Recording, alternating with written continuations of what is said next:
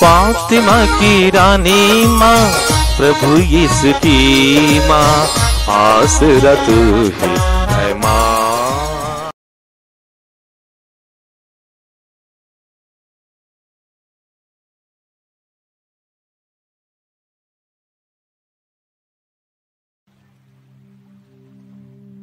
ख्रिस्त देह का महापर्व।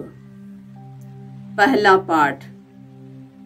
विधि विवरण ग्रंथ, अध्याय 8, पद संख्याएं 2 से 3 और 14 से 16 तक। उसने तुम लोगों को मन्ना खिलाया, जिससे पहले ना तो तुम जानते थे और ना तुम्हारे पूर्वज। मूसा ने लोगों से कहा, 40 वर्ष की मरुभूमि की वह यात्रा याद करो,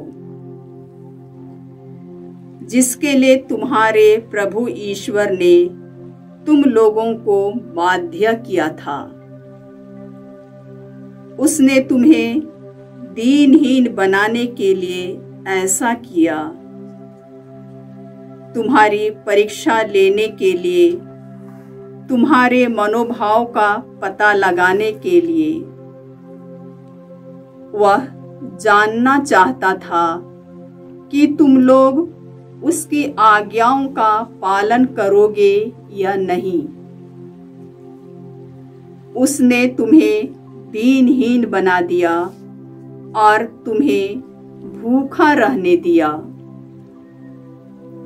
तब उसने तुम्हें मन्ना खिलाया, जिससे पहले ना तो तुम जानते थे और ना तुम्हारे पूर्वज। वह तुम्हें यह शिक्षा देना चाहता था कि मनुष्य रोटी से ही नहीं जीता है। मनुष्य ईश्वर के मुख से निकलने वाले हर एक शब्द से जीता है। अपने प्रभु ईश्वर को मत भुलाओ। उसने तुम लोगों को मिस्र देश से, दास्ता के घर से निकाल लिया। उसने इस विशाल भयंकर मरुभूमि में विषैले सांपों, बिच्छुओं और प्यास के देश में तुम्हारा पथ प्रदर्शन किया। उसने इस जलहीन स्थान में तुम्हारे लिए कठोर चट्टान में से पानी निकाला। उसने तुम लोगों को इस मरुभूमि में मन्ना खिलाया, जिसे तुम्हारे पूर्वज नहीं जानते थे। प्रभु की वाणी। ईश्वर को धन्यवाद। भजन अनुवाक्य। हे यरूशलेम, प्रभु की स्तुति कर। हे यरूशलेम, प्रभु की स्तुति कर। हे यरूशलेम, प्रभु की स्तुति कर। हे सियोन, अपने ईश्वर का गुणगान कर। उसने तेरे फाटकों के छड़ सुदृढ़ बना दिए। उसने तेरे यहाँ के बच्चों को आशीर्वाद दिया। अनुवाक्य। हे यरूशलेम, प्रभु की स्तुति कर।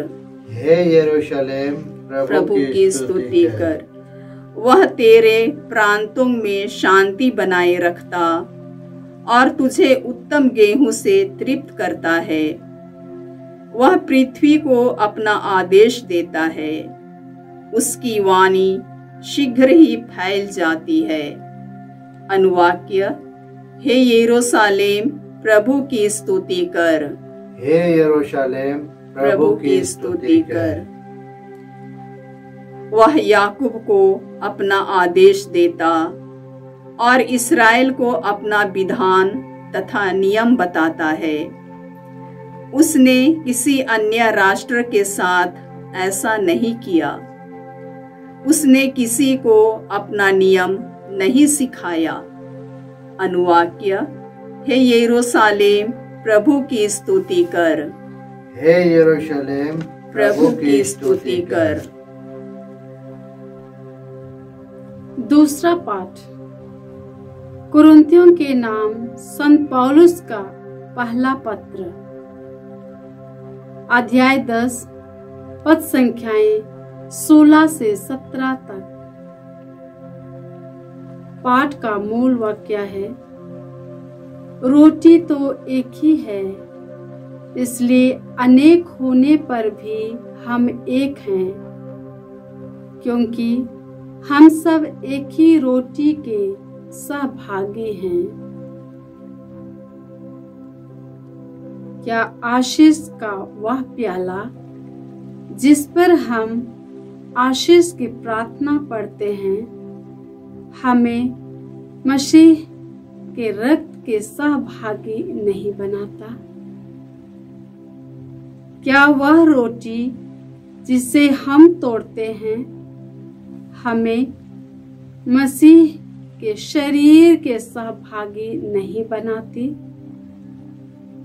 रोटी तो एक ही है, इसलिए अनेक होने पर भी हम एक हैं, क्योंकि हम सब एक ही रोटी के सहभागी हैं।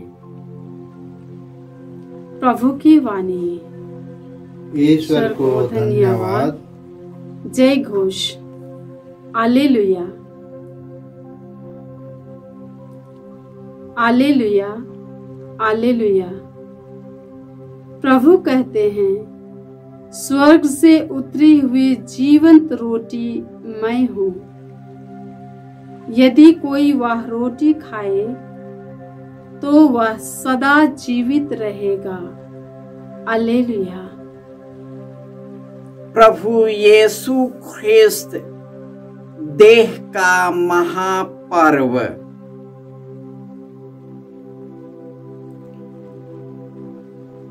प्रभु आप लोगों के साथ हो और आपकी आत्मा के साथ।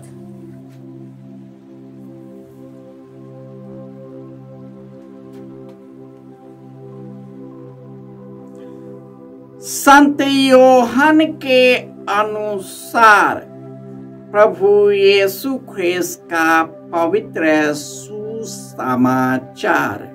हे प्रभु, तेरी महिमा हो।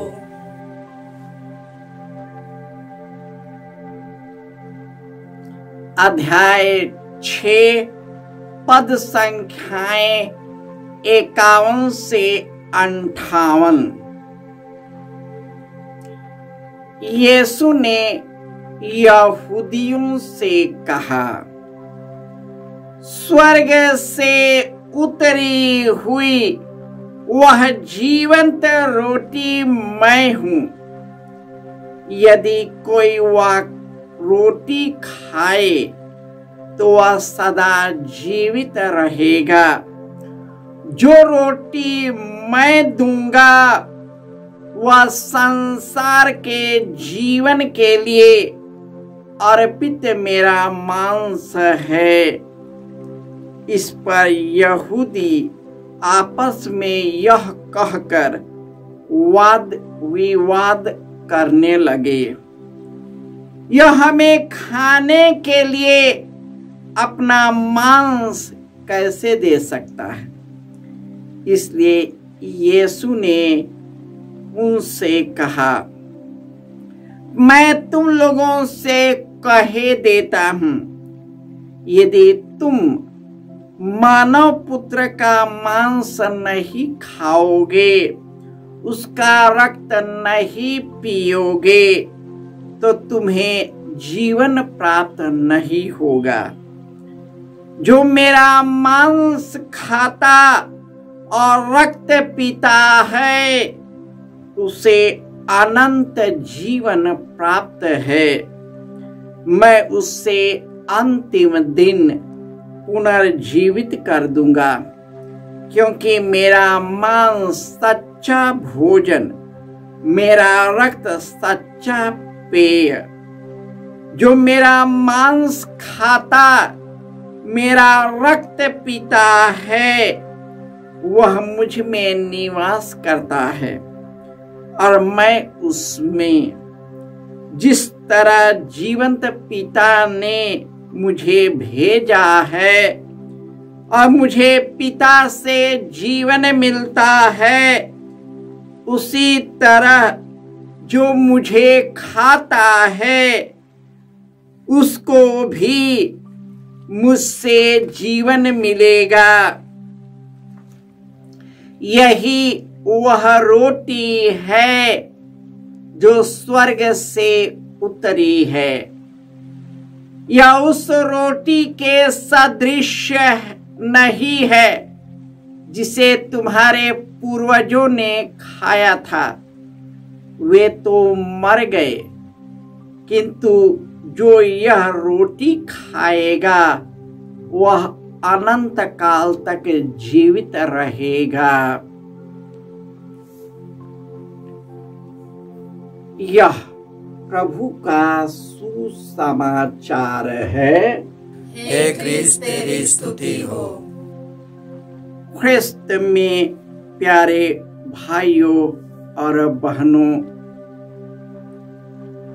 आज माता कलीसिया प्रभु यीशु के पवित्र शरीर का पर्व मनाती है।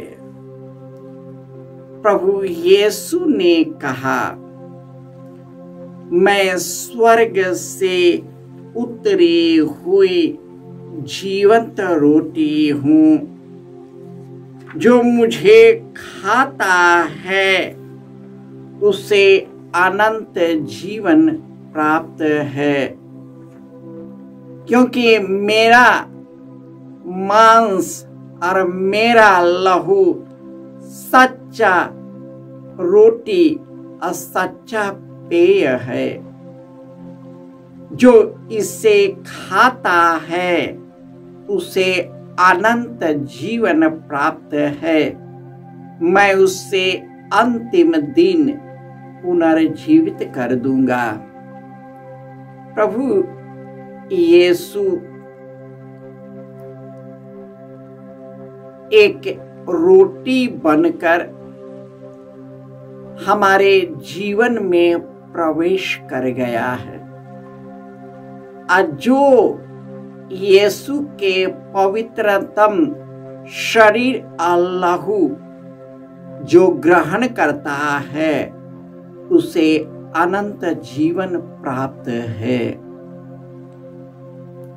यीशु अपने शरीर और लहू को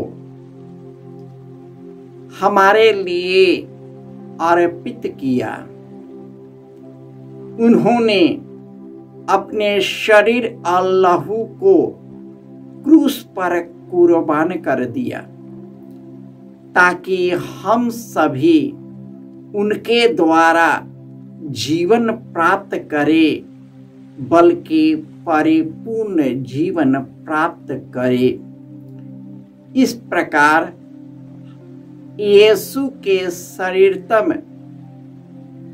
रोटी हम अनेक होते हुए भी उसी रोटी में एक बन जाते हैं, और वह रोटी हमारा यीशु ख्रिस्त है।